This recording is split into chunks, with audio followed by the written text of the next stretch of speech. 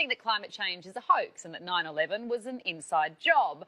But the granddaddy of all conspiracies, that we actually live on a flat Earth, seems to be making a comeback.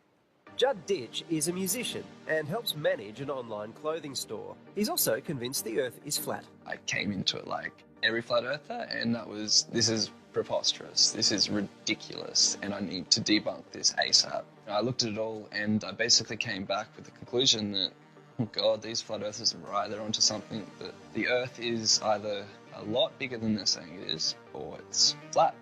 But Judd is far from alone. On the surface, Brett Watkins seems a pretty unlikely candidate for a flat earther. I do work for a major telecommunications company. I have been in that industry for 10 years now, and we do have to use satellite for transmission of data. I'm not saying that satellites don't exist. I think they do exist, but I don't think they exist how we're told. I found myself in a weird position on YouTube one night, watch video after video.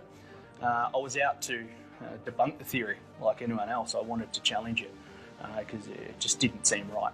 But the more I actually looked into it, things started stacking up, and that's how I formed the view that the Earth is flat. Both Judd and Brent have assembled a vast array of information to support their flat view of the world. The key turning point was the sun rising over the horizon. Instead of going up and above you like it does on the globe model, it actually rises towards and above you across your field of view due to perspective. And for Judd, a large body of flat water like this provides one of the ultimate proofs. That water's not curving. It's impossible for water to curve when it's laying flat. Every time I'm up in a plane now, which is quite regularly, I'm looking for that curvature. That's just not there at 36,000 feet.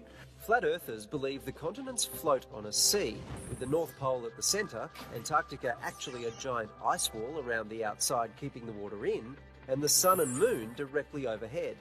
You do actually have a summer at the North Pole. You've got flora, fauna thriving some months of the year. You don't have that in Antarctica. That's because this model is actually real. And for this to work, you have to buy into some fairly large conspiracy theories. The first obvious problem is that Antarctica is not what you thought. No one's allowed to go there. It's military, peaceful operations only. And anyone that wants to explore Antarctica, they get taken to a small little tourist section, shown some penguins, and then off they go. But perhaps the biggest issue is photos like this from the Apollo 17 mission in 1972. For flat earthers, this is easily explained. Flat earthers believe that all photography from space has an element of CGI to it, and I'm very much supportive of that as well. My question is, why don't we ever see a consistent photo of Earth? It's all imagery, there's all photoshopped. And stunning video like this from the International Space Station falls into the same category. All of NASA's stuff seems to be mostly fabricated. The International Space Station, they use augmented reality and green screen to fake a lot of their weightlessness. So why go to all that effort? So the motivation of why they're faking that the Earth is a globe, I believe, is to make you feel small and insignificant. Because if you're on this heliocentric model that gets pushed down our throat, you're actually small, insignificant, and life becomes more meaningless than it actually is. Chris Fleming is a professor. Perhaps unsurprisingly, he has an issue with flat earther reasoning. So you go up to the 20th floor of a building, you look out the window, and the Earth's flat. Why have people kept this from me for so long?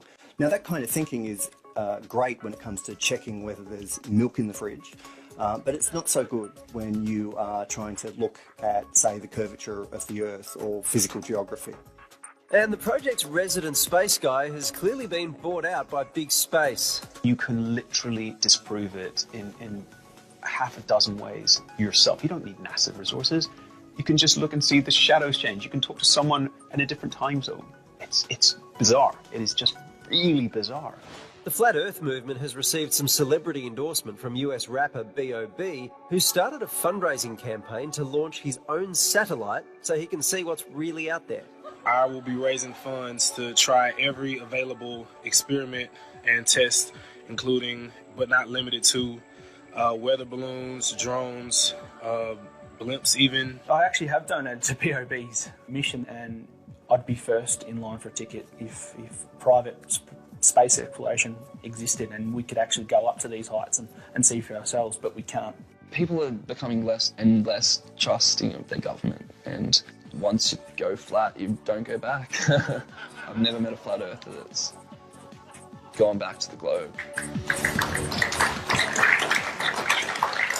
It's now the time to say thank the Lord for Steve Price. I was sceptical until BOB got involved, and I thought That's where they won me over. Once you go flat, you never go back. that's it.